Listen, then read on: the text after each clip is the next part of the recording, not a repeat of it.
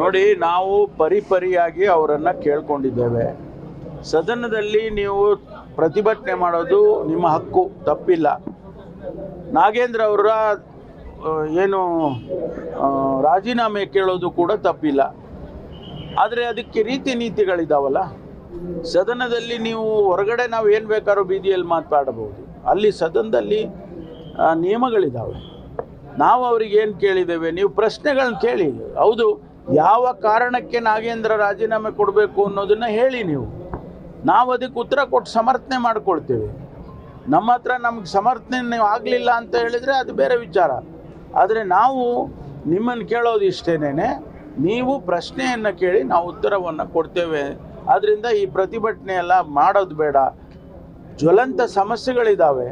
ರಾಜ್ಯದಲ್ಲಿ ಇವತ್ತು ಬರ ಇದೆ, ಇಡೀ ರಾಜ್ಯದಲ್ಲಿ ಬರ ಇದೆ. ಅದಕ್ಕೆ ನಾವು ಗಮನ ಹರಿಸಬೇಕು.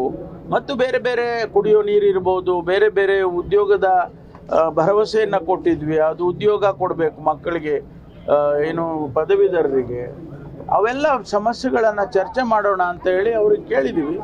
ಪರಿಪರಿಯಾಗಿ ವಿನಂತಿ ಮಾಡಿದ್ದೀವಿ. ನಾವು ಸರ್ಕಾರ ಮಾಡಿದೆ ಮತ್ತು ಸಭಾಧ್ಯಕ್ಷರು ಮಾಡಿದ್ದಾರೆ. ಅಷ್ಟಕ್ಕೂ ಅವರು ರಾಜಕೀಯ ಮಾಡ್ಕೊಳ್ತೀವಿ ಅಂತ ಅಂದರೆ ನಾವೇನು ಮಾಡೋಕ್ಕಾಗಲ್ಲ. ಇದೆಲ್ಲ ರಾಜಕೀಯ ಕಾರಣಕ್ಕೋಸ್ಕರ ಅವ್ರು ಮಾಡ್ತಾ ಇದ್ದಾರೆ ಅಷ್ಟೇ, ಬಿಟ್ಟರೆ ಬೇರೆ ನಿಜವಾದ ಸಮಸ್ಯೆಗಳಿಗೆ ಅವರಿಗೆ ಇಷ್ಟ ಇಲ್ಲ. ಅವ್ರಿಗೆ ಬೇಕಾಗಿರೋದು ರಾಜಕಾರಣ.